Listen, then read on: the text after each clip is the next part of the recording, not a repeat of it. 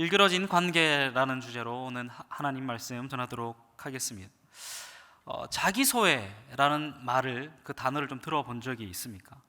자기소외라고 하면 인간이 자기 본질을 상실하고 비인간적 상태에 놓이는 것을 의미합니다. 보편적으로 모든 죄에 빠진 인간은 이런 자기소외에 빠집니다.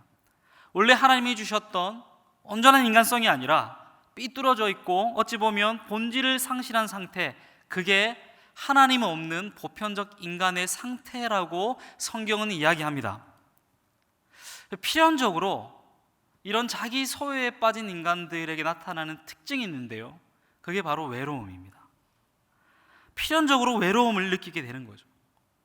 20대 청년들을 이제 신방할 기회가 좀 많은데요, 그래서 20대 청년들과 신방하고 대화를 해보면 그들이 느끼고 있는 어려운 것들이 여러 가지가 있습니다.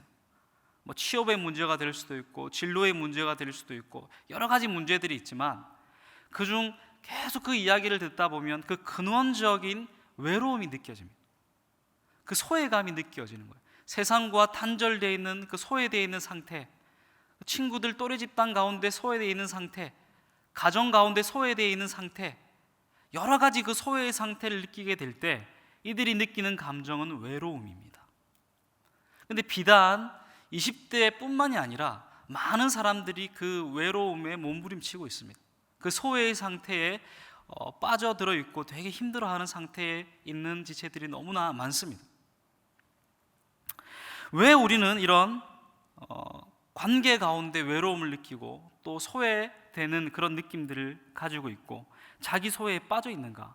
오늘 성경은 그 인간의 상태를 고발하고 그것들이 어떻게 그리스도의 피로 인해서 가까워졌고, 그리고 하나님께서 그것을 어떻게 회복시켜 나가는지에 대한 완전한 그림들을 그려 나가고 있습니다. 오늘 본문 11절, 12절을 보면 그 상태에 대해서 이야기합니다. 제가 한번 읽어드리겠습니다. 그러므로 생각하라. 너희는 그때 육체로는 이방인이요 손으로 육체에 행한 할례를 받은 무리라 칭하는 자들로부터 할례를 받지 않은 무리라 칭함을 받는 자들이라. 그때에 너희는 그리스도 밖에 있었고 이스라엘 나라의 밖의 사람이라. 약속의 언약들에 대하여는 외인이요 세상에서 소망이 없고 하나님도 없는 자이더니. 성경은 하나님 없는 인간에 대해서 이렇게 진단을 합니다. 그리스도 밖에 있었고 이스라엘 나라의 밖의 사람이고 언약들에 대하여는 외인이고 세상에는 소망이 없고 하나님도 없는 자다, 이렇게 이야기를 합니다. 윌리엄 핸드릭슨이라는 사람이 이를 그리스도가 오시기 전 고대 이방인 사회의 오중의 상실의 상태다, 이렇게 얘기를 합니다. 그리스도도 없고 국가도 없고 친구도 없고 소망도 없고 하나님도 없었다, 이렇게 이야기를 하는 거예요. 아무것도 없는 겁니다. 그게 인간의 상태라고, 모든 걸 다 관계적인 부분들이 다 잃어버린 그 상태라고 성경은 고발하고 있습니다. 왜 인간이 이렇게 됐습니까? 인간의 소외 상태는 당연하겠지만 태초로 올라가야 됩니다. 창세기 3장의 그 인간의 타락이 근본적인 그 소외의 상태를 가져오게 된 겁니다. 아담이 그 선악과를 따먹고 그 이후에 창세기 3장 8절을 보면 이런 말씀이 있습니다. 그들이 그날 바람이 불 때 동산에 거니시는 여호와 하나님의 소리를 듣고 아담과 그의 아내가 여호와 하나님의 낯을 피하여 동산 나무에 숨은지라.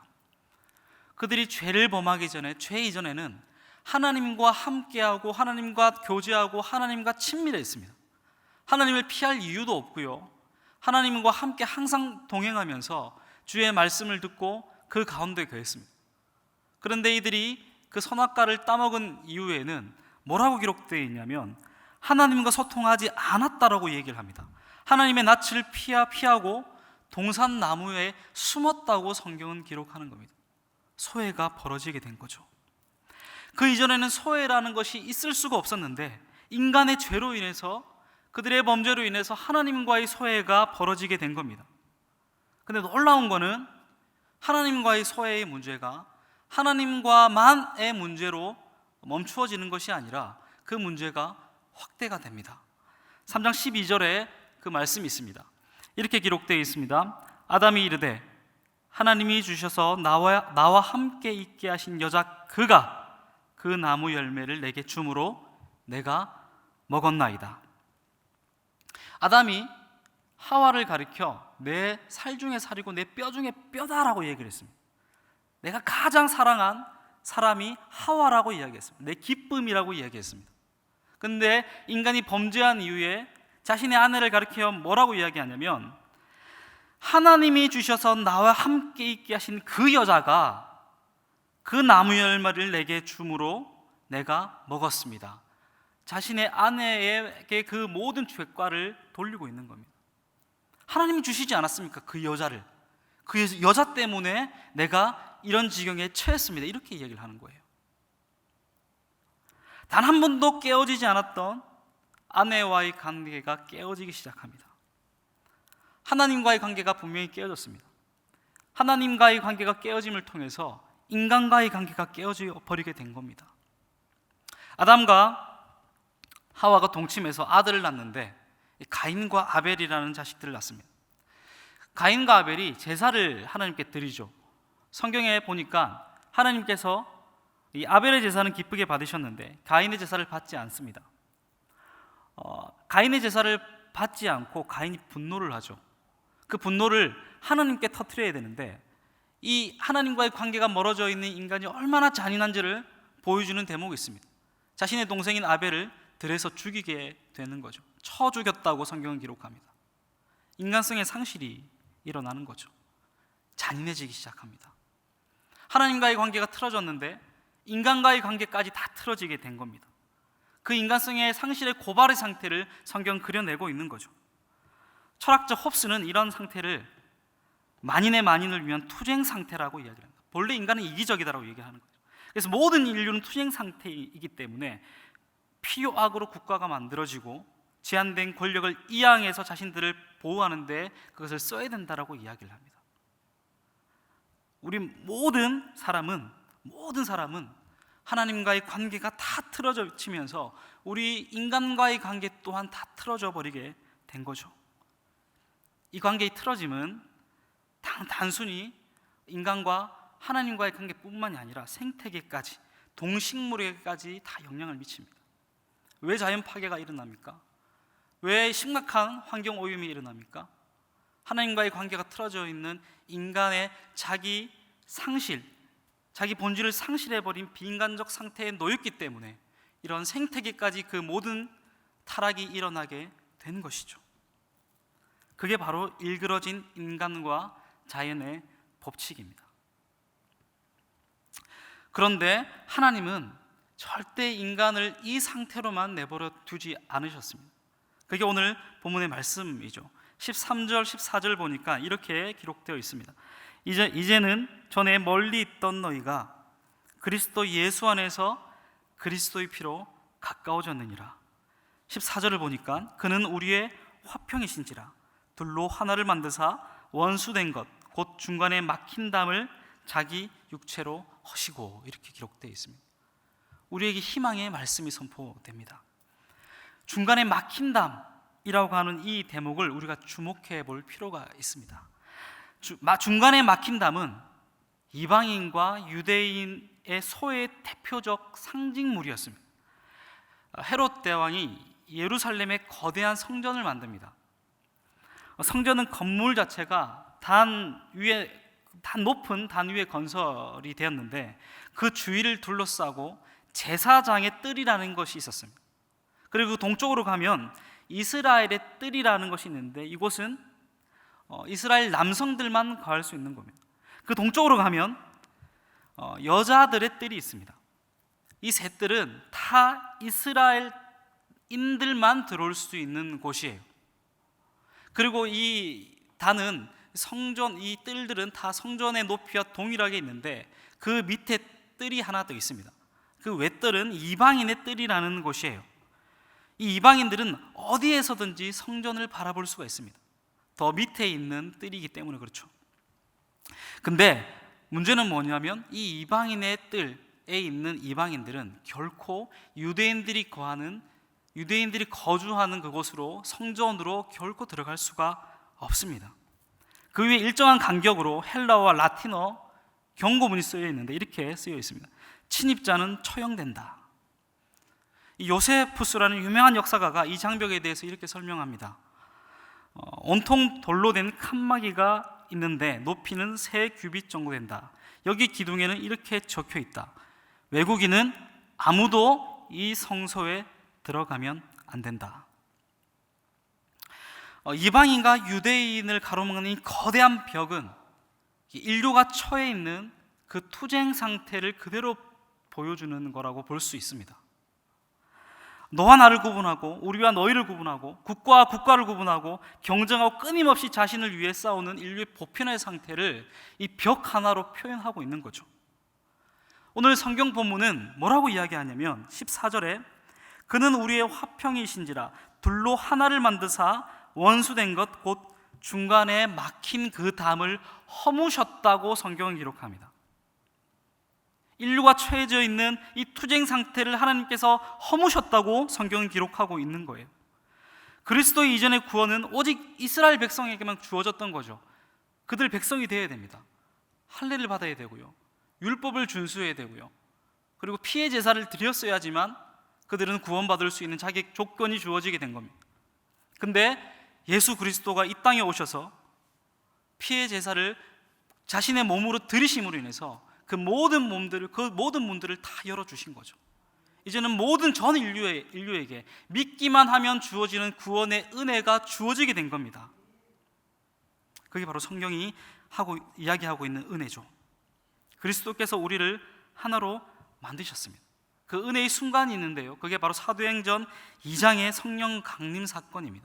2장 4절 말씀을 우리가 같이 한번 읽어보도록 하겠습니다. 시작.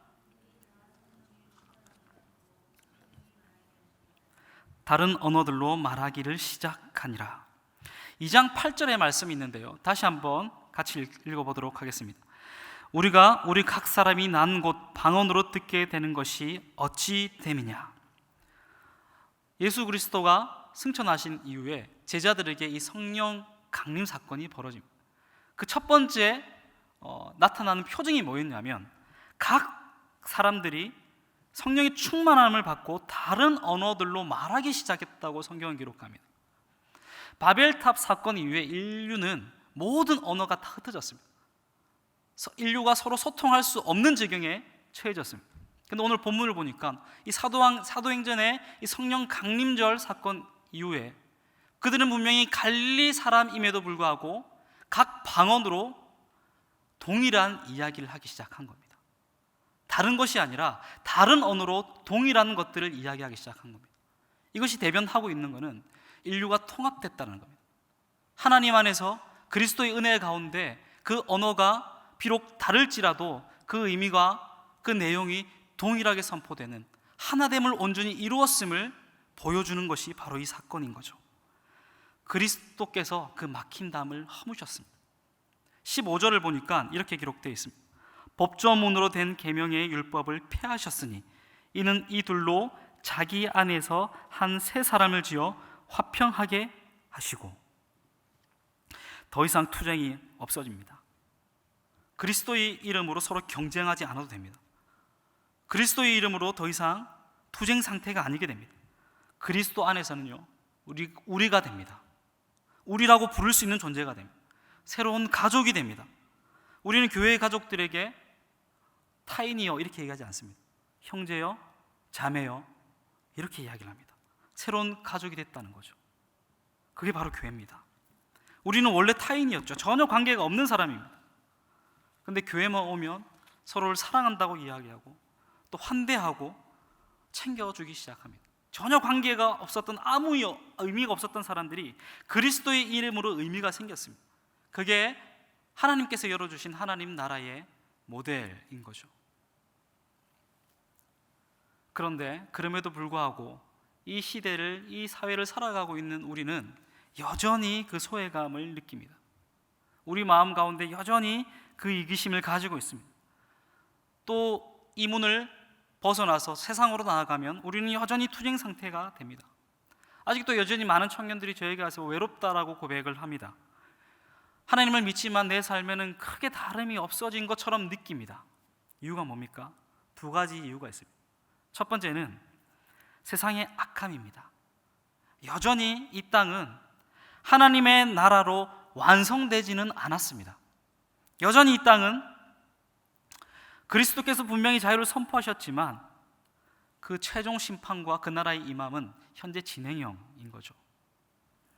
예수님은 세상에 대해서 이렇게 이야기합니다. 요한복음 15장 19절 말씀인데요, 너희가 세상에 속하였으면 세상이 자기의 것을 사랑할 것이나 너희는 세상에 속한 자가 아니요 도리어 내가 너희를 세상에서 택하였기 때문에 세상이 너희를 미워하느니라, 이렇게 얘기를 합니다.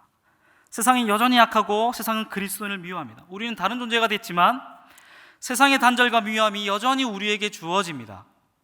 세상이 악하기 때문에 그렇습니다. 여전히 세상 가운데서 우리는 소외되고 단절될 수밖에 없는 거죠. 왜냐하면 우리는 다른 곳에 소속되어 있는 사람들이기 때문입니다. 그것 때문에 1차적으로 세상 가운데서 우리는 외로움과 고독감과 소외감을 느낄 수 있는 거죠. 근데 더 큰 문제가 사실은 있습니다. 한 가지 더 있는데요, 그것은 내 자신의 문제입니다. 모든 문제의 해답은 서두에 얘기했던 것처럼 하나님과 나와 관계의 문제로부터 시작합니다. 내가 이미 그리스도로 하나님과의 관계가 회복되었음에도 불구하고 그 회복된 관계를 온전히 누리지 못할 때 우리 안에 여전히 그 문제가 남아있는 거예요. 여러분, 얼마나 기도하십니까? 하나님과 얼마나 대화합니까? 하나님의 존재를 얼마나 삶 가운데 느끼고 있습니까? 내 안에 성령님의 내주하심과 그 소리에 얼마나 민감하게 반응하고 있습니까?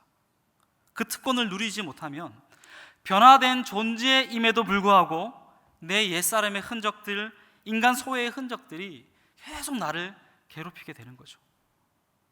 내가 분명히 변화되었음에도 불구하고 아직까지 내 안에 소외감이 있다면, 외로움이 있다면, 하나님 외에 다른 것으로 그것을 채우고자 노력한다면 하나님과의 관계에 더 집중해야 됩니다. 현상과 환경에 집중하는 것이 아니라 본질은 하나님과의 관계에 집중할 때 이 모든 문제들이 해결될 수 있을 줄 믿습니다. 이렇게 하나님과의 관계가 회복된다면 우리가 자연스럽게 나오는 반응들이 있습니다.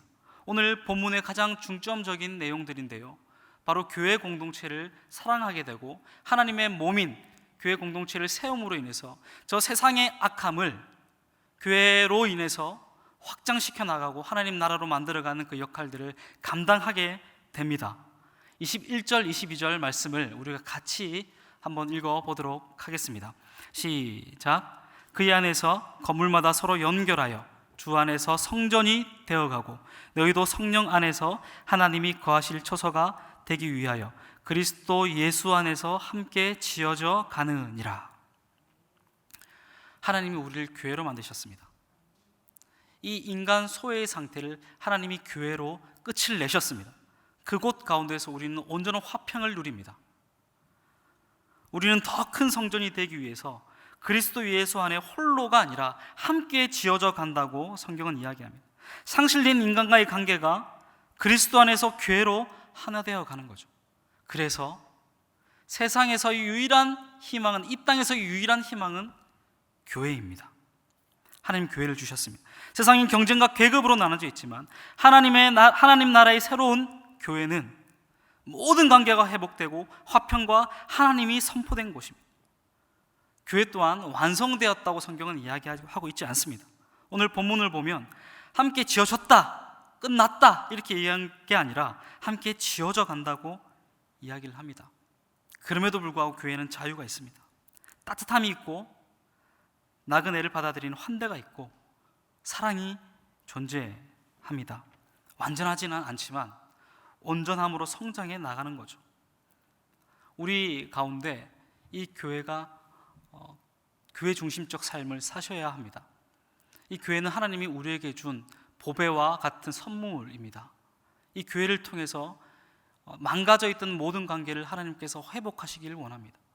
이 교회를 통해서 우리가 먼저 그것을 온전히 누려야 되고 또 많은 환대받지 못한, 많은 소외감을 느끼는, 많은 외로움을 느끼는 이 땅에 있는 많은 사람들에게 하나님이 화평케 하셨다는 것을 선포하고 또 이 교회가 그 역할을 한다는 것을 선포하고 교회로 그들을 초대해야 될 역할이 우리에게 주어진 겁니다. 하나님이 해결했다는 그 사실, 하나님이 모든 소외 관계를 끝내셨다는 그 사실을 믿고 의지하며 나아가는, 그리고 그 감사함으로 또 하루를 살아가는 저와 여러분이 되길 주님의 이름으로 축원합니다. 이 시간 우리 함께 기도하도록 하겠습니다. 기도하실 때 오늘 가지고 온 나의 문제들을 놓고 기도하시고, 또한 교회를 사랑하는 마음으로 내 주변에 있는 소외된 지체들 혹은 외로워하는 사람들이 있다면 그들을 위해서 기도하기를 소망합니다. 함께 기도하도록 하겠습니다.